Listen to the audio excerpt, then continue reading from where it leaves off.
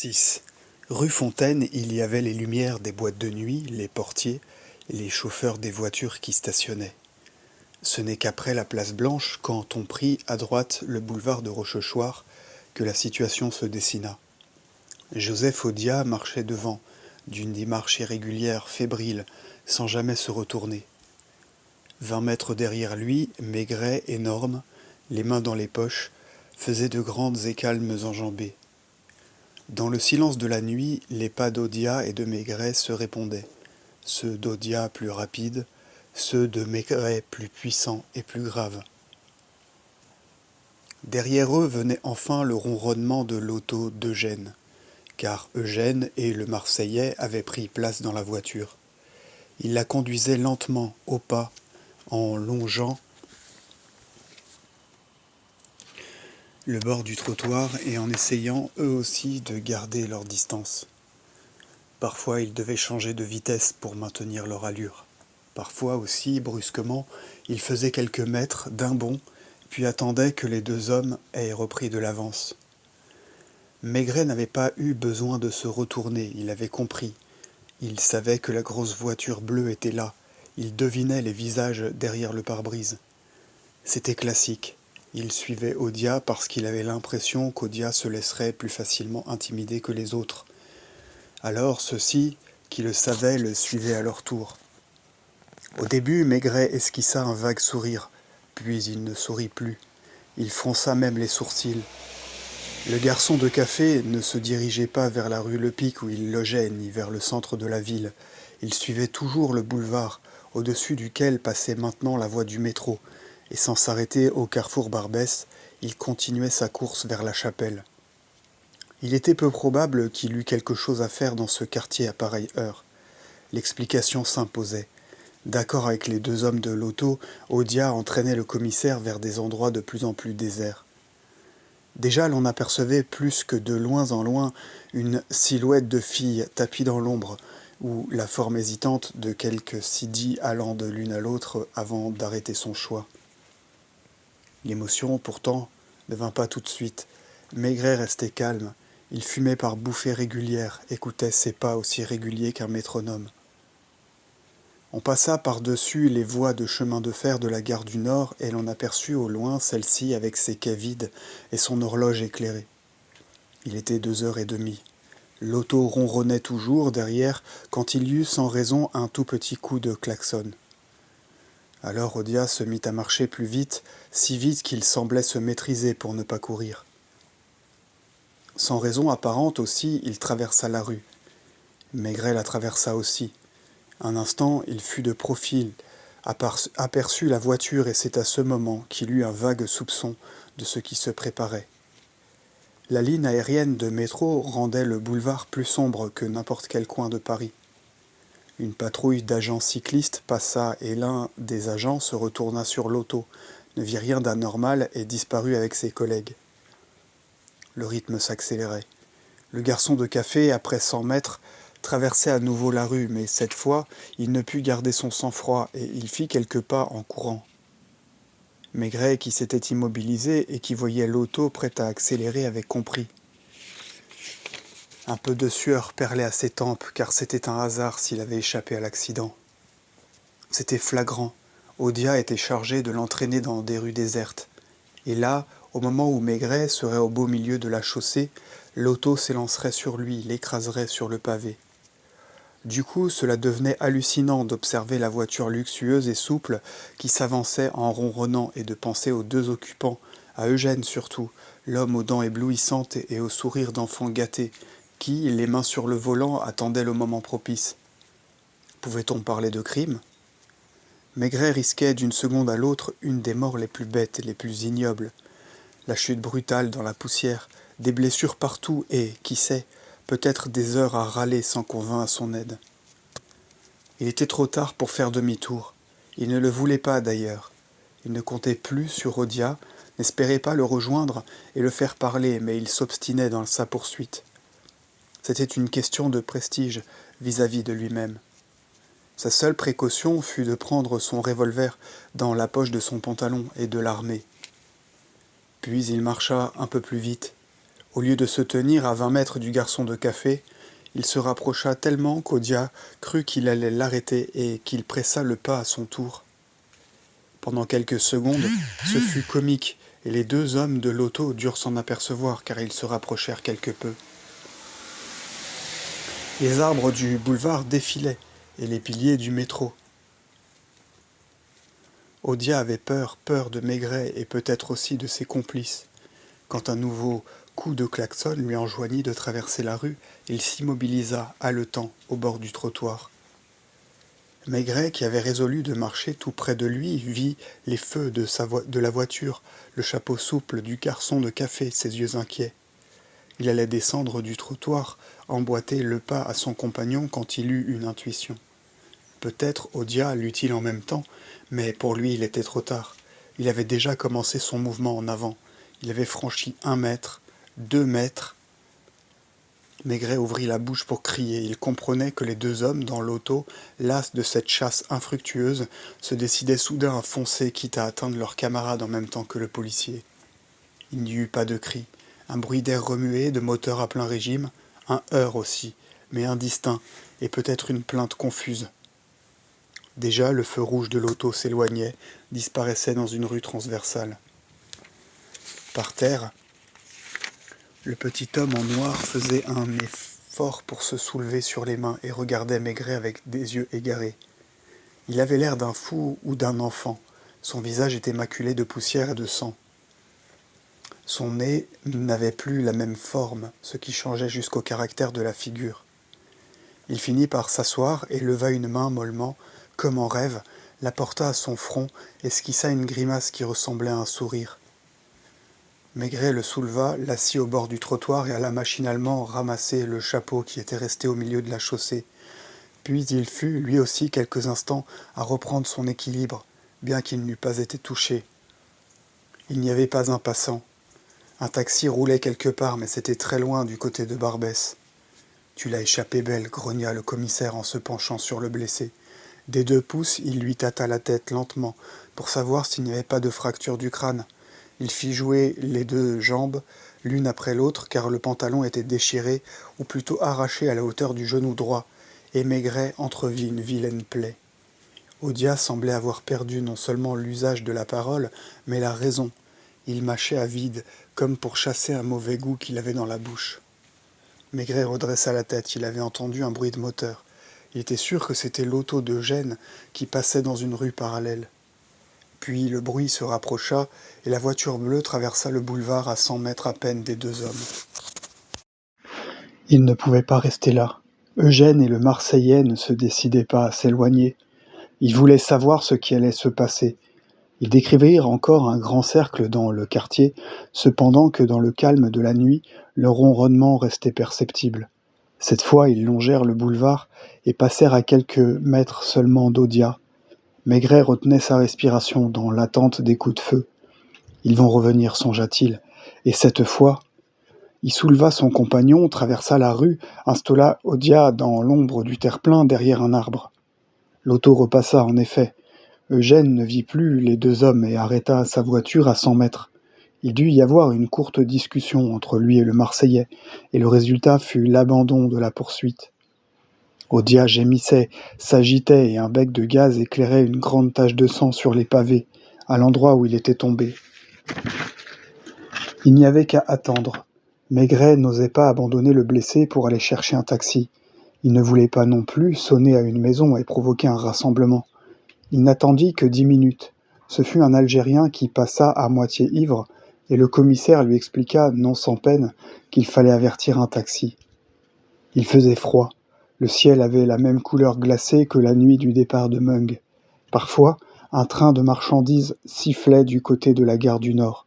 « J'ai mal, dit enfin Odia d'une voix dolente, et il leva les yeux sur Maigret avec l'air d'attendre de lui un remède à sa souffrance. Par bonheur, l'Algérien fit sa commission et l'on vit arriver un taxi dont le chauffeur prit une attitude prudente. « Vous êtes sûr que c'est un accident ?» Il ne se décidait pas à arrêter son moteur et à aider Maigret. « Si vous n'êtes pas rassuré, conduisez-nous à la police, répliqua celui-ci. Le chauffeur se laissa convaincre et s'arrêta un quart d'heure plus tard en face de l'hôtel des quais où Maigret avait sa chambre. Odia, qui n'avait pas fermé les yeux, observait gens et choses avec une douceur tellement ineffable que ce spectacle arrachait le sourire. Le portier de l'hôtel s'y trompa. On dirait plutôt qu'il est saoul, votre ami. Il était peut-être un peu saoul, une auto l'a renversé. On monta le garçon de café dans la chambre. Maigret commanda du rhum et se fit apporter des serviettes. Pour le reste, il n'avait besoin de personne. Tandis que des gens dormaient dans les chambres voisines, lui, sans bruit, se déchaussa, retira son veston, son faux col, retroussa les manches de sa chemise. Une demi-heure plus tard, il travaillait toujours sur le corps d'Odia qui s'étendait sur le lit, maigre et nu, avec encore la marque de ses fixes chaussettes sur les mollets. La plus laide blessure était celle du genou. Maigret l'avait désinfecté et pansé. Il avait collé du taffetas anglais sur quelques égratignures sans importance et, enfin, il avait fait boire au blessé un grand verre d'alcool. Le radiateur était brûlant. Les rideaux n'étaient pas fermés et l'on apercevait la lune dans un pan de ciel. « Dis donc, ils sont réussis comme salauds tes copains » soupira soudain le commissaire. Odia désigna son veston et demanda une cigarette. « Ce qui m'a mis la puce à l'oreille, c'est que tu n'avais pas l'air plus tranquille que ça. Tu devinais qu'il te ferait le coup à toi aussi. » Le regard plus ferme, le garçon de café observait Maigret avec méfiance. Quand il ouvrit la bouche, ce fut pour questionner. « Qu'est-ce que ça peut vous faire ? » ?»« Ne t'agite pas, tu n'as pas encore la tête très solide. Ce que ça peut me faire, je vais te le dire. Un voyou que tu connais a descendu Pépito, sans doute parce qu'il craignait qu'il ne soit trop bavard sur l'affaire Barnabé. Le voyou en question, vers 2 heures du matin, est venu te chercher au tabac Fontaine. » Odia fronça les sourcils, regarda le mur. « Souviens-toi, Cajo t'a appelé dehors. Il t'a demandé d'aller bousculer le type qui sortirait d'une minute à l'autre du Floria. Si bien que, grâce à ton témoignage, c'est ce type-là qu'on a bouclé. Mettons que ce soit quelqu'un de ma famille. » La joue sur l'oreiller, Odia murmura. « Ne comptez pas sur moi. » Il était environ 4 heures. Maigret s'assit près du lit, se versa une rasade de rhum et bourra une pipe. « Nous avons le temps de causer, dit-il. Je viens de regarder tes papiers. Tu n'as encore que 4 condamnations et elles ne sont pas graves. Vol à la tire, escroquerie, complicité dans un cambriolage de villa. » L'autre faisait semblant de dormir. « Seulement, si j'ai bien compté, une condamnation de plus et c'est la relégation. Qu'en penses-tu ? » ?»« Laissez-moi dormir. »« Je ne t'empêche pas de dormir, mais tu ne m'empêcheras pas de parler. Je sais que tes copains ne sont pas encore dedans. À cette heure, ils sont en train de s'arranger pour que demain, si je signale le numéro de leur auto, un garagiste affirme qu'elle n'est pas sortie cette nuit de chez lui. » Un sourire béat tirait les lèvres tuméfiées d'Odia. « Seulement, il y a une chose que je vais te dire. Cajo, je l'aurai. Chaque fois que j'ai voulu avoir quelqu'un, j'ai fini par l'avoir. Or, le jour où le notaire sera dans le bain, tu y seras aussi et tu auras beau te débattre. » À 5 heures, Maigret avait bu 2 verres de rhum et la chambre était bleue de fumée de pipe. Odia s'était tant de fois tourné et retourné dans son lit qu'il avait fini par s'y asseoir, les pommettes rouges, les yeux brillants. « Est-ce Cajo qui a décidé le coup de ce soir ? C'est probable, hein ? Eugène n'aurait pas trouvé ça tout seul. S'il en est ainsi, tu dois te rendre compte que ton patron ne serait pas fâché de se débarrasser de toi. » Un locataire que tenait éveillé le soliloque monotone de Maigret frappa le plancher du pied. Le commissaire avait retiré son gilet tant il faisait chaud. « Donnez-moi du rhum. » Il n'y avait qu'un verre, le verre à eau, et les 2 hommes y burent tour à tour, sans trop se rendre compte de la quantité d'alcool qu'ils ingurgitaient. Maigret revenait sans cesse à son idée. « Je ne te demande pas grand-chose. Avoue seulement que, tout de suite après la mort de Pépito, Cajo est venu te chercher au café. »« Je ne savais pas que Pépito était mort. Tu vois ? Donc, tu étais au tabac Fontaine, comme aujourd'hui avec Eugène et sans doute aussi le petit taulier sourd. Cajo est-il entré ? Non. Alors il a frappé à la vitre, vous devez avoir convenu d'un signal. Je ne dirai rien. » À 6 heures, le ciel s'éclaircit. Des tramways passèrent sur le quai et un remorqueur poussa un coup de sirène déchirant, comme si, pendant la nuit, il eût perdu ses péniches. Maigret avait le teint presque aussi animé qu'Odia, les yeux aussi vifs. La bouteille de rhum était vide. « Je vais te dire en copain ce qui va arriver. Maintenant qu'ils savent que tu es venu ici et que nous avons causé. Dès qu'ils pourront, ils remettront ça, et cette fois, ils ne te rateront pas. Si tu parles, qu'est-ce que tu risques? Histoire de te protéger, on te garde en prison pendant quelques jours. Quand toute la bande est bouclée, on te relâche et le tour est joué. Odia était attentif. La preuve que l'idée ne lui déplaisait pas a priori, c'est qu'il murmura comme pour lui-même. Dans l'état où je suis, j'ai droit d'aller à l'infirmerie. C'est évident, et tu connais l'infirmerie de Fresnes, c'est même mieux que l'hôpital. Vous voulez regarder si mon genou n'enfle pas? Maigret, docile, défit le pansement. Le genou avait enflé, en effet, et Odia, qui avait très peur de la maladie, le palpa avec angoisse. Vous croyez qu'on ne devra pas me couper la jambe? Je te promets que dans 15 jours, tu seras guéri. Tu fais un petit épanchement de synovie. Ah! Il regarda le plafond et resta ainsi quelques minutes. Un réveil sonna dans une chambre. Les pas feutrés des valets qui prenaient leur service parcoururent les couloirs. Puis,